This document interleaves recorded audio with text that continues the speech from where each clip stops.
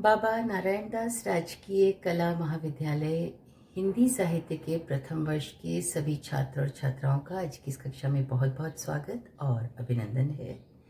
प्रिय विद्यार्थियों, हम जैसा कि आपको विदित है कि आदिकालीन साहित्य की जो पृष्ठभूमि है उसकी चर्चा कर रहे हैं और आज की इस कक्षा में हम गत कक्षा के उपरांत जो हमें देखना है, पढ़ना है, उसकी बात करेंगे। कल हमने सिद्ध साहित्य के विषय में जानकारी प्राप्त की थी, तो आज हम बात करेंगे नाथ साहित्य की। नाथ साहित्य और उसकी विशेषताओं पर प्रकाश डालते हुए मैं कुछ बातें आपसे साझा करना चाहती हूँ।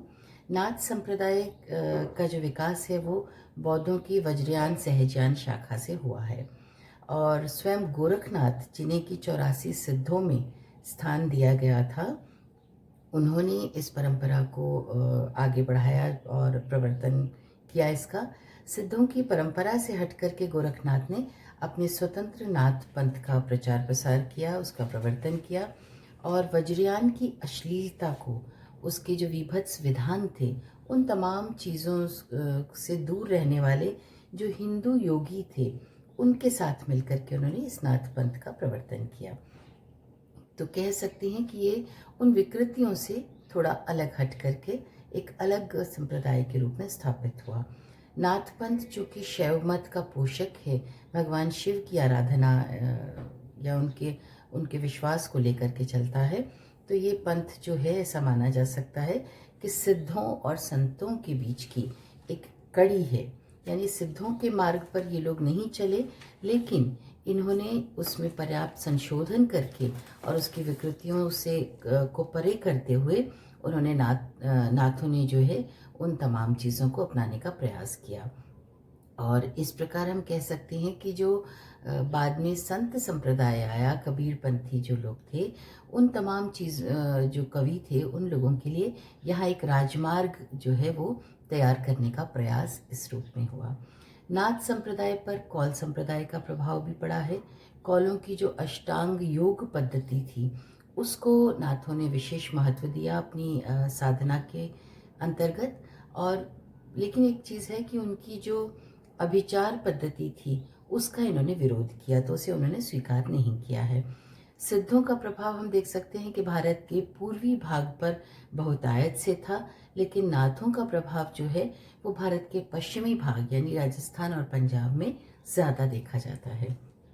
बहरहाल नाथ पंथ के जो अनुयायी थे, उन्होंने सैद्धांतिक रूप से शैव मत का अनुसरण भी किया और व्यवहार में वो हठ योग से प्रभावित नजर आते हैं।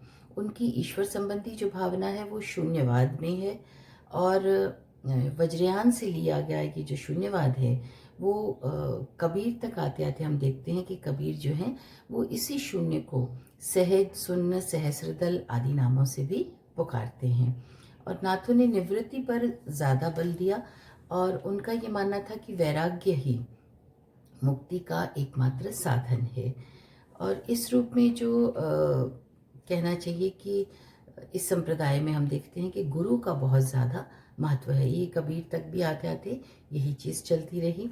इनके आध्यात्मिक संकेत चूँकि रहस्यात्मक शैली में हैं और उलटबासियाँ, प्रतीकों और रूपों के माध्यम से नाथों ने अपनी जो बात उन्हें कहनी थी, जो दर्शन उन्हें व्यक्त करना था, वो उन्होंने यहाँ अभिव्यक्त किया है। और ये कबीर में भी हम देखते हैं उलटबासियाँ बहुतायत से हैं। बहरहाल ये जो चीज़ें हैं, उलटबाजियाँ या रहस्यात्मक जो इनकी शैली है, ये आम लोगों के लिए थोड़ी सी क्लिष्ट हो गई थी, कठिन हो गई थी। लेकिन इंद्रिय निग्रह की साधना के लिए गोरखनाथ और अन्य नाथों ने एक और चीज़ पर जोर दिया, यानी नारी की जो संपर्क है उससे दूर रहने की बात उन्होंने की है। इसके अलावा हम देख सकते हैं कि बाह्य जगत से खींचकर वो कहते हैं कि अपने मन को हमें अंतर जगत की ओर प्रवृत्त करना चाहिए, वही मन की साधना भी होती है। और नाथों ने कुछ और साधन भी बताए हैं, जैसे नाड़ी साधन, कुंडलिनी जागरण, इंगला पिंगला सुषुम्ना को जगाना, षट चक्रों का भेदन, सुरत योग या अनहद नाद। ऐसी ये जो शब्दावलियाँ हैं, पारिभाषिक शब्दावली, ये थोड़ा सा क्लिष्ट ज़रूर हैं, लेकिन इनका एक अलग विज्ञान है और उसी पर चल करके ये नाथ जो हैं अपनी साधना करते थे। शिव और शक्ति को मूल तत्व मानकर नाथों ने बाह्याचारों और आडंबरों का पुरजोर विरोध किया और 84 सिद्ध जैसे प्रसिद्ध हैं, उसी प्रकार से 9 नाथ भी बहुत प्रसिद्ध माने जाते हैं, जिनमें आदिनाथ, मत्स्येंद्रनाथ, गोरखनाथ, गैनीनाथ, जालंधरनाथ, भर्तृहरिनाथ और गोपीचंद नाथ आदि प्रसिद्ध हैं। आज भी हम देखते हैं कि उनकी परंपरा की जो कनफटा योगी हैं वो भी कहीं कहीं नज़र आ जाते हैं, जो गोरखनाथ की वाणी का बखान करते हैं, उसे गाते हैं और उनको अपने आप को जो है गोरखनाथ का शिष्य भी मानते हैं। अब हम बात करते हैं नाथ साहित्य के पर जो का प्रभाव है उसकी चर्चा करूंगी। नाथ संप्रदाय में भारतीय मनोवृत्ति के अनुकूल आचरण करके आज तक के जनजीवन को जो है वो प्रभावित किया उन्होंने और उसमें अपना स्थान बनाया। इसी तरह नास्तिक बौद्ध धर्म के अवशेषों पर ईश्वरवाद की आस्था का प्रचार करने से सभी संप्रदायों पर इनका प्रभाव देखा जा सकता है। विकृत और अनाचारी जीवन के प्रति वृत्तृष्णा का भाव भरकर नाथों ने जीवन में सदाचार की और आदर्श की स्थापना की है।